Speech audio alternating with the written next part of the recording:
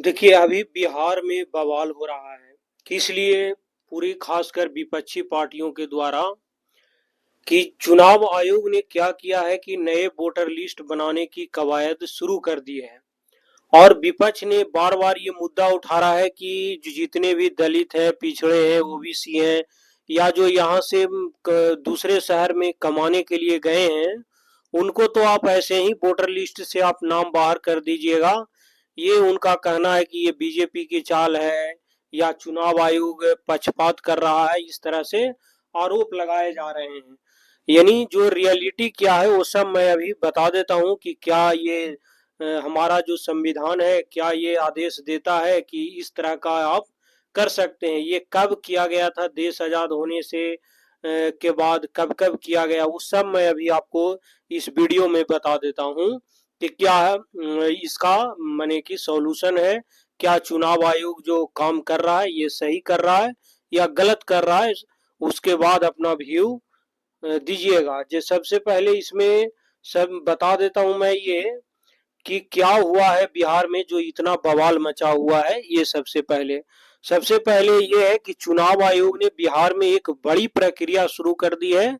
वह प्रक्रिया क्या है? जिसे कहते हैं स्पेशल इंटेंसिव रिवीजन। इसका मतलब होता है यानी विशेष गहन पुनरीक्षण। और किस चीज का पुनरीक्षण करना है? तो सबसे पहला पॉइंट ये है कि हर मतदाता से घर घर फॉर्म भरवाया जा रहा है। मतलब कि बीएलओ है जो आपके घर पर फॉर्म लेकर भी आएगा, साइन करवा कर भी जाएगा, और उस फॉर्म को वह लेकर भी जाएगा। तो पहला ये प्रक्रिया है कि हर मतदाता से घर घर फॉर्म भरवाया जा रहा है। दूसरा क्या है, इसमें कुल 7.89 करोड़ वोटर्स की जांच होनी है। इतने वोटर्स की जांच आसान काम नहीं है जांच करना। ऐसे तो खैर चुनाव आयोग इन साल और 2026 में पूरे भारत में ये प्रक्रिया अपनाएगा, लेकिन बिहार में बहुत नजदीक है चुनाव, इसीलिए बिहार से ही स्टार्टिंग कर दिया है। और बिहार से आपको पता है कि पूरे देश में सबसे ज्यादा पलायन वाला राज्य भी है, इसीलिए ज्यादा बवाल भी वहां हो रहा है। तीसरा ये है कि फॉर्म भरने की अंतिम तारीख है 27 जुलाई से लेकर 29 जुलाई के बीच आप इस फॉर्म को भर सकते हैं। यदि आप बिहार में हैं तो बीएलओ तो आपके घर तक जाएगा ही, उसका झंझट है ही नहीं। जो लोग बिहार से बाहर हैं उसका भी सॉल्यूशन दिया गया है। वह क्या है मैं बताता हूँ। अगर आप फॉर्म नहीं भरे तो आपका नाम वोटर लिस्ट से कट जाएगा और आप वोट नहीं डाल पाएंगे। तो इस बात को भी इन्होंने पूरी तरह से क्लियर कर दिया है। आगे क्या है जो देखिए बताता है कि किन्हें दस्तावेज देने की जरूरत है और किन्हें दस्तावेज देने की जरूरत नहीं है, वो देखिए। आयोग ने वोटरों को दो भाग में बांट दिया है। कैसे बांटा है? दो, जो पुराने वोटर है, पुराने वोटर का मतलब ये हो गया कि दो जो 2003 से पहले, 2003 में क्यों लिया है एक टाइमलाइन, इसका भी एक इतिहास है कि चुनाव आयोग को हमारा संविधान आर्टिकल 326 के तहत ये देता है कि चुनाव आयोग जितने भी मतदाता गण हैं उसको बार बार पुनरीक्षण करते रहे, वह भारत का नागरिक है कि नहीं, एनआरसी है क्या है, वो सब चीज। यदि उनकी मृत्यु हो गई है तो उनके उनके जगह पर कोई फर्जीवाड़ा तो नहीं कर रहा है, ये सब तरह का मामला चुनाव आयोग को देखने की इजाजत देता है। या तो वह पूरे भारत में इसको देखभाल करेगा या भारत के किसी एक क्षेत्र में भी वह देख सकता है। ये चुनाव आयोग को भारत का संविधान इजाजत देती है।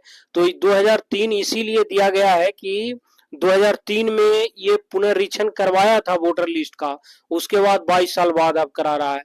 1952 से लगभग माने कि 13 बार ऑलरेडी हो चुका है। ये नहीं कि ये पहली बार चुनाव आयोग इस तरह का काम कर रहा है, इससे पहले भी 13 बार हो चुका है, समझ गए ना। तो जो दो पुराने जो वोटर है यानी 2003 से जो पहले जिनका लिस्ट में है, उनको किसी भी तरह का कोई दस्तावेज देने की जरूरत नहीं है। सिर्फ वह फॉर्म भर जाएगा, भर दें, उससे चुनाव आयोग को ये पता लग जाएगा कि ये आदमी हमारे देश का रियल में है और कोई फर्जीवाड़ा नहीं हो रहा है। दूसरा, नए वोटर जो बनने वाले हैं यानी 2004 के बाद जो जुड़े हैं, उनको 11 दस्तावेजों में से कोई एक दस्तावेज दे दें, या तो आओ आधार कार्ड दे दे, पासपोर्ट दे दे, या मैट्रिक का जो सर्टिफिकेट है वो सब कुछ भी, ड्राइविंग लाइसेंस, स्कूल सर्टिफिकेट, यदि आप SC ST हैं तो उसका प्रमाण पत्र दे दिए। यानी इस तरह से टोटल 11 डॉक्यूमेंट्स चुनाव आयोग को द्वारा दिया गया है, जिसमें से आप कोई एक दस्तावेज ले जाएं और आपका काम हो जाएगा। तो ये प्रक्रिया चुनाव आयोग ने दिए हैं। तीसरा, आपको ये पॉइंट बताता हूं कि ये विवाद क्यों इतना बढ़ रहा है, विवाद का मूल कारण है क्या। इसका मेरे हिसाब से सबसे मूल कारण ये है कि चुनाव आयोग जो कर रहा है ये गलत नहीं कर रहा है।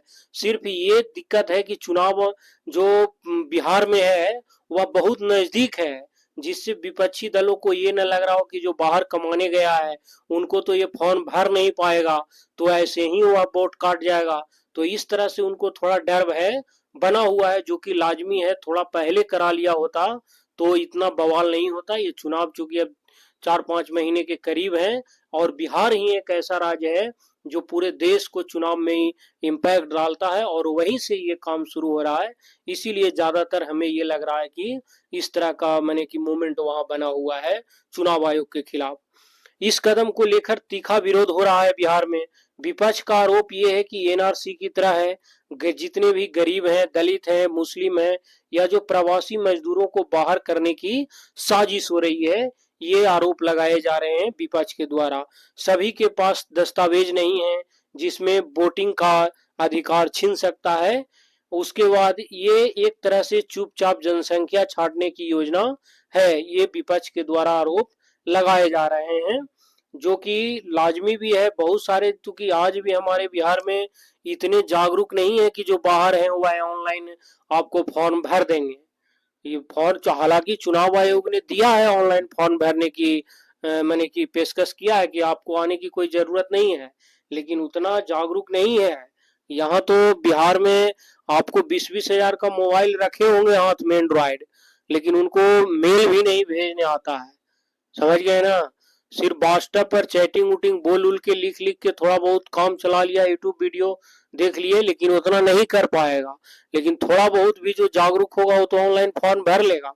तो इससे कुछ न कुछ तो भाई अपडेटेड नहीं रह पाएंगे, ये तो फिक्स है।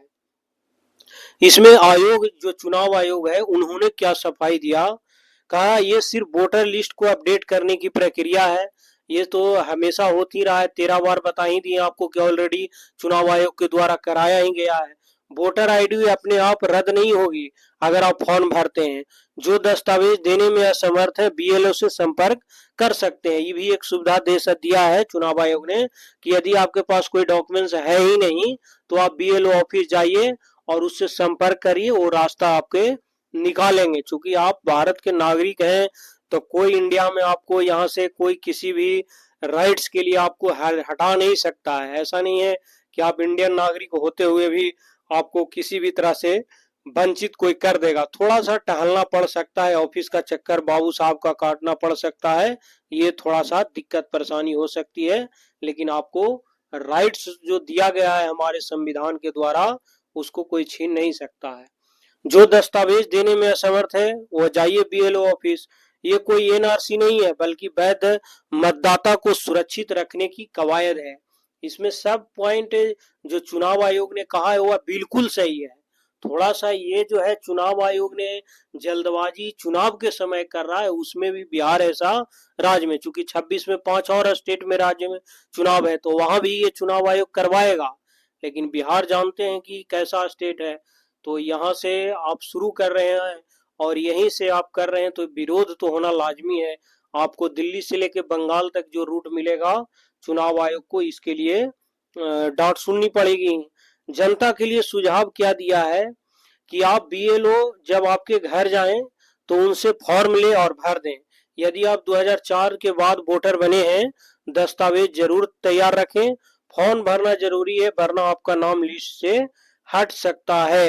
ये बात ये कह रहा है कि आप जैसे भी हो फॉर्म भर दीजिएगा, नहीं तो आप फिर बाहर हो जाइएगा।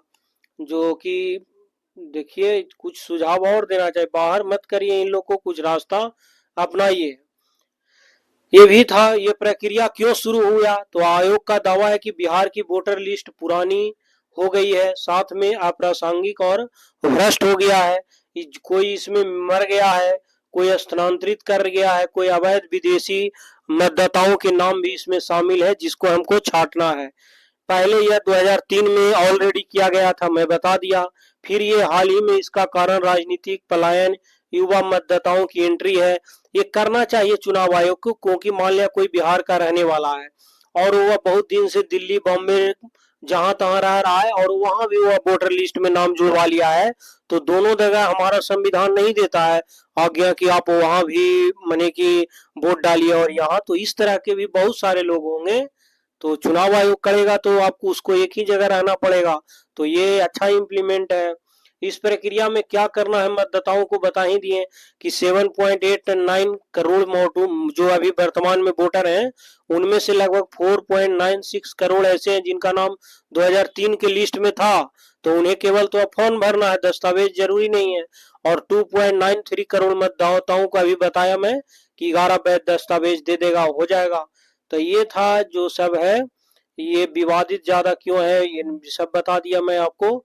और जो है इसका निचोड़ यही है कि ईपीआईसी खुले तौर पर बनेगा या बनेगा तत्काल में नहीं, मतदाता का नाम ड्रॉप लिस्ट में भी होना जरूरी है। तो ये सब होगा, आने दीजिए, जो भी होगा अपडेट मैं फिर बताऊंगा। मैं कोशिश करूंगा कि आपको एक मेरा भी मोबाइल पर मैसेज आया है चुनाव आयोग के द्वारा कि आप जोड़ लीजिए। तो मैं जब ऑनलाइन जोड़ूंगा तो आपको मैं बताऊंगा कि कैसे ऑनलाइन इसको जोड़ा जाता है वोटर लिस्ट में, ताकि जो भी एक आध दो व्यक्ति या एक आध परसेंट भी मेरे से सीख गए तो बहुत है, समझ गए ना। क्योंकि बहुत सारे स्टूडेंट बताएंगे या मीडिया वाला बताएगा या ऑनलाइन वाला बताएगा, चुनाव आयोग भी बताएगा, हेल्प करेगा।